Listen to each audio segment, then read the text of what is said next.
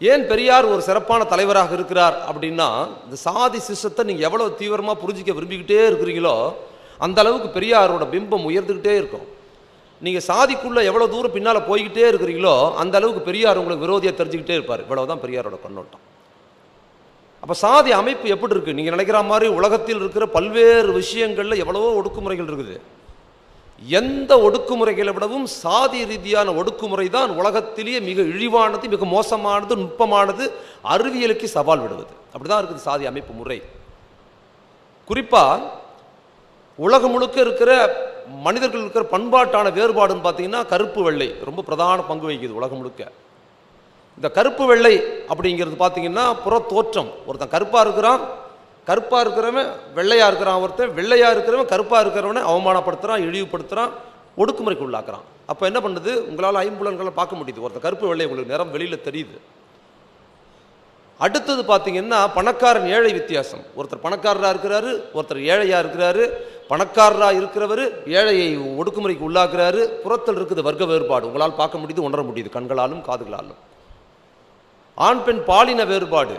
ஆண் பெண்ணை பாலினத்தின் வகை ஆண் ஆதிக்கம் செலுத்துகிறான், பெண்ணை ஒடுக்குமுறைக்கு வச்சிருக்கிறான், அடிமையாக இருக்கிறான். இதுவும் புறத்தில் இருக்கிறது, உங்களால் ஐம்புலன்களால் உணர்ந்து கொள்ள முடியுது. அப்போ கருப்பு வெள்ளை வேறுபாடு, பணக்காரன் ஏழை வர்க்க வேறுபாடு, ஆண் பெண் பாலின வேறுபாடு, இப்படி புலன்களால் ஐம்புலன்களால் உணர்ந்து கொள்ள முடிகிற இந்த விஷயங்கள் எல்லாமே இருக்குது. பார்த்தீங்களா? இது எல்லாமே வெளியில் இருக்குது, பார்த்தா தெரியுது. பார்த்தா தெரிகிற இந்த விஷயங்கள் மூலமாக நடக்கிற ஒடுக்குமுறையவே நம்ம கடுமையாக கண்டிக்கிறோம். இதெல்லாம் அறிவியல் ரீதியாக நம்ம உணர முடியுது இல்லையா? ஐம்புலன்களை உணர முடியும், காதால் கேட்க முடியுது, கண்ணால் பார்க்க முடியுது. இது எல்லாமே வெளியில் இருக்குது, நமக்கு தெரியுது. உலகம் முழுக்க இப்படி தான் இருக்குது. ஆனால் சாதி ரீதியாக ஒருவன் உயர்ந்தவன் சொல்வதற்கும் ஒருவன் தாழ்ந்தவன் சொல்வதற்கும் சாதி ரீதியான ஒப்பிடுகள் பார்த்தீங்கன்னா, சாதி ரீதியாக நீங்கள் கண்ணாலையும் பார்க்க முடியாது, ஒருத்தர் என்னை விட மட்டமானவர் தொடக்கூடாது அப்படின்னு ஒருத்தர் நம்ம சொல்கிறோம்னா, நீங்கள் அதை கண்ணாலும் பார்க்க முடியாது, காதாலும் கேட்க முடியாது. நீங்கள் உங்கள் ஐம்புலன்களுக்குள்ளது கிடையாது, ஒரு கருத்தாக இருக்குது. அதுதான் உலகத்திலே மிக மோசடியானதுன்னு சொல்கிறோம். தீண்டாமை எடுத்துக்கங்க, ரெண்டு பேருமே கருப்பாக இருக்கிறாங்க. இந்த கருப்பாக இருக்கிறவர் அந்த கருப்பாக இருக்கிற தொடக்கூடாதுன்னு சொல்கிறாரு. ரெண்டு பேருமே ஒரே மொழி பேசுகிறாங்க. அப்போ ஒரு கருத்தா இருக்குது, வெளியில் அப்படி ஒரு விஷயம் கிடையாது. அறிவியலுக்கு சவால் விடுறதா இருக்குது. அப்போ இந்த சாதி அமைப்பு முறை எவ்வளவு தீவிரமாக இருக்குதுன்னா, அப்படி ஒன்று வெளியில் கிடையாது. இல்லாத ஒன்று தான் இந்திய சமூக அமைப்பில் இத்தனை நூற்றாண்டுகளாக மக்களை பிளவுபடுத்தி வைத்திருக்கிறது.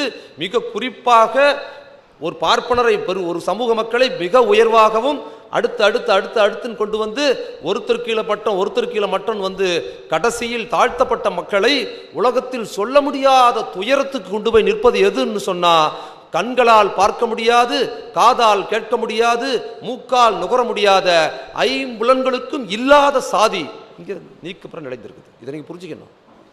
அப்போ இது எவ்வளோ மோசமானது? இருக்கிற உலகின் எல்லா பிரச்சனைகளும் தீவிரமான மோசமானது எதுனா சாதிய பிரச்சனை. அப்போ சாதி பிரச்சனை குறித்து நீங்கள் சாதி ரொம்ப மோசமானது, சாதி படிநிலைமை ஏற்று பேசணும்னு சொன்னால், வழக்கமாக சாதி ஆதரவாளர்கள் அல்லது பார்ப்பனர்கள், இந்துத்துவ சக்திகள், ஆதிக்க ஜாதிகள் என்ன தெரியுமா அதில் சொல்லுவாங்க? நீங்கள் வேறங்க, சாதியை விடவும் மிக மோசமானதுன்னு பார்த்தீங்கன்னா, சாதியை விட ரொம்ப மோசமானது அடிமைத்தனங்க.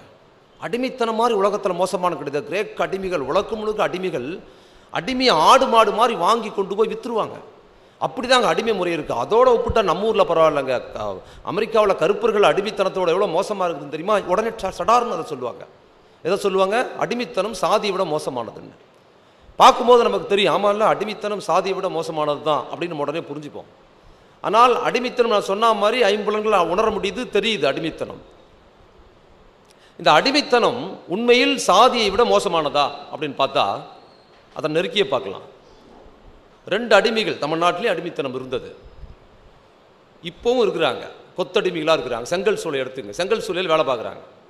செங்கல் சூளையில் வேலை பார்க்குறவர்களுக்கு சம்பளம்னா பெரும் செங்கல் சூளை இன்னும் சொல்ல முடியாத இடங்களில் குடும்பம் வேலை பார்க்குறாங்க. வெறும் சோறு தான், சம்பளம் எப்பயாவது வருஷத்துக்கு ஒரு முறை ஊருக்கு போகும்போது கொடுப்பாங்க, ஊரெல்லாம் போகிறது கிடையாது. அப்போ அடிமையாக இருக்கிறாங்கல்ல, அங்கே அடிமைத்தனம் அங்கே இருக்குது, கொத்தடிமைத்தனம் அங்கே இருக்குது. செங்கல் சூளையில் வேலை செய்கிற தொழிலாளர்கள் மத்தியில் அப்போ தொழிலாளர்கள் மத்தியில் செங்கல் சூழலில் வேலை செய்கிற தொழிலாளர்களில் ஒரு தொழிலாளிக்கு 10 ரூபா தான் சம்பளம்னா இன்னொரு தொழிலாளிக்கும் 10 ரூபா தான் சம்பளம். 2 பேரும் ஒரே வர்க்க நிலையில் இருக்கிறாங்க, ஒரே வாழ்வியல் இருக்கிறாங்க, ஒரே மாதிரி இருக்கிறாங்க. அடிமைத்தனம் மோசமானது தான். ஆனால் அந்த அடிமைத்தனத்துக்குள்ள இருக்கிற அடிமைகள் ஒரே மாதிரி 10 ரூபாய்க்கு வேலை பார்க்குற 2 அடிமைகள் இருக்கிறாங்கல்ல, அந்த 2 அடிமைகளுக்குள் சாதி இருந்ததுன்னு வச்சுங்க. ஒருவர் தீண்டப்படாத சமுதாயத்தை சேர்ந்தவர், இன்னொருவர் ஜாதி இருந்துன்னு வச்சுக்கோங்க. 2 பேருமே 10 ரூபா சம்பளம் வாங்குறாங்க. இந்த அடிமைகள் 2 பேரும் ஒரே மாதிரி ஒடுக்குமுறைக்கு உள்ளாராங்க, ஒரே மாதிரி இருக்கிறாங்க. அந்த 10 ரூபா சம்பளம் வாங்குற 2 பேருக்குள்ளார ஒரு அடிமைத்தனம் ஒரே மாதிரி இருக்குது. ஆனால் அதில் என்ன அவலம், உலகத்திலேயே இல்லாத அவலம் என்னன்னா, 10 ரூபா சம்பளம் வாங்குற தீண்டப்படாத சமுதாயத்தை சேர்ந்தவரை அதே 10 ரூபா சம்பளம் வாங்குற ஒரு ஜாதி இந்து தன்னை விட மட்டம்னு பார்ப்பாரு. இது உலகத்தில் எங்கேயும் இல்லாது. இருக்கா இல்லையா? ஒரே வர்க்க நிலையில் சாதி அமைப்பு முறையில் இன்னைக்கு சாதி சிஸ்டத்தை இந்த வர்க்க கண்ணோட்டத்துக்குள்ளாரையும் எதுக்குள்ளாரையும் கொண்டு வர முடியாது. ஒரு கிராம வாழ்வியல்ல தாழ்த்தப்பட்ட மக்கள் தன்னை விட இழிவானவர்கள்னு ஒரு பண்ணையார், ஆதிக்க ஜாதியில் பிறந்த ஒரு பண்ணையார் 500 ஏக்கருக்கு சொந்தக்காரர் எப்படி தன்னை விட மட்டமானவர்னு ஒரு தீண்டப்படாதவரை பார்க்குறாரோ, அதற்கு கொஞ்சமும் குறைவில்லாமல் பார்த்தீங்கன்னா, அதற்கு கொஞ்சமும் குறைவில்லாமல் அந்த பண்ணையார் சாதியில் பிறந்த அதே சாதியில் உள்ள ஏழையா இருக்கிறவர் அடுத்த வேற சோத்துக்கு கஷ்டப்படுறாரு பார்த்தீங்களா, அவரும் பண்ணையார் மாதிரியே பார்ப்பார், என்னை விட ஒரு மட்டமானவர். இன்னும் சில இடங்களில் பார்த்தீங்கன்னா தாழ்த்தப்பட்ட சமுதாயத்தை சேர்ந்தவர், தீண்டப்படாத சமுதாயத்தை சேர்ந்தவர் வசதியாக இருப்பார், அவர் அரசு ஊழியராக கூட இருப்பார். ஆனால் அவர் அரசு ஊழியராக இருந்தாலும், அரசு சென்னை நகரங்களில் ஒரு அதிகாரியாக இருந்தாலும், அவர் சொந்த கிராமத்துக்கு போனால் சேரியில் தான் தங்க முடியும். மாறாக கிராமத்தின் எல்லா தெருக்களுக்கும் அவரால் போகி வர முடியாது. ஒரு அதிகாரியாக, தாசில்தாராக, ஒரு சப் கலெக்டராக ஒரு தீண்டப்படாத சமுதாயத்தை சேர்ந்தவர், அவருக்கு நகரத்தில் பார்ப்பனர்லேருந்து ஜாதி இந்துக்கள் வரைக்கும் எழுந்து கும்பிடுவாங்க, வணக்கம் போடுவாங்க, எல்லாம் பண்ணுவாங்க. ஆனால் அவர் ஊருக்கு போயிட்டாருன்னா அந்த கிராமத்தில் அடுத்த வேலை சோத்துக்கு கஷ்டப்படுகிற, எழுத படிக்க தெரியாத ஒரு ஜாதி இந்து புலங்குற எல்லா இடத்துக்கும் ஒரு தாசில்தாரர் தீண்டப்படாதவர் போக முடியாது. போக முடியாதுங்கிறது கூட மட்டும் இல்லை, அடுத்த வேலை சோத்துக்கு கஷ்டப்படுகிற ஒரு ஜாதி இந்து ஒரு சப் கலெக்டரா இருக்கிறவரை தன்னை விட மட்டமா பார்ப்பார். இந்த சிஸ்டம் எவ்வளவு ஆபத்தானது, இருக்குதா இல்லையா? ஜாதி அமைப்பு முறை அப்படிதான் இயங்குது. அப்போ அடிமைகள் மோசமானவர்கள் தான், அடிமைகளோட வாழ்வியல் ரொம்ப மோசமானது தான். அடிமைகள் எஜமானர்கள் அப்படிதான் இருக்குது சமூகம் உலகம் முழுக்க. அடிமைகளுக்குள்ளார போய் அங்குக்குள்ள வெட்டினீங்கனாலும் அதுக்குள்ளாரும் ஜாதி இருக்குது. ஒரு அடிமை இன்னொரு அடிமையை பிறப்பாலே தன்னை விட மட்டமா பார்க்குற கண்ணோட்டம் இருக்கிறது.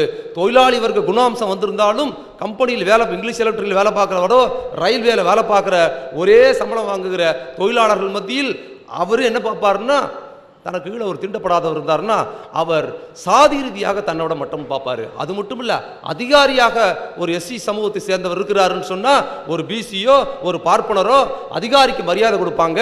ஆனால் மனதளவில் அவர் தன்னை விட தாழ்ந்தவர்ங்கிற கண்ணோட்டம் நீக்கமறை நிறைந்திருக்கிறது. ஒட்டச்சு எதுக்குள்ள போனாலும் அதுக்குள்ள ஜாதி இருக்கு. அவ்வளவு நுட்பமா இயங்குது. அப்ப அடிமைத்தனத்தை விடவும் மோசமானது சாதி அப்படி என்பதற்கு அது அடிமைகளாலும் கடைபிடிக்கப்படுறது. ஒரு அடிமை, 2 பேருமே அடிமை, அதுல ஒரு அடிமை என்னோட உயர்ந்தவன் சொல்றது.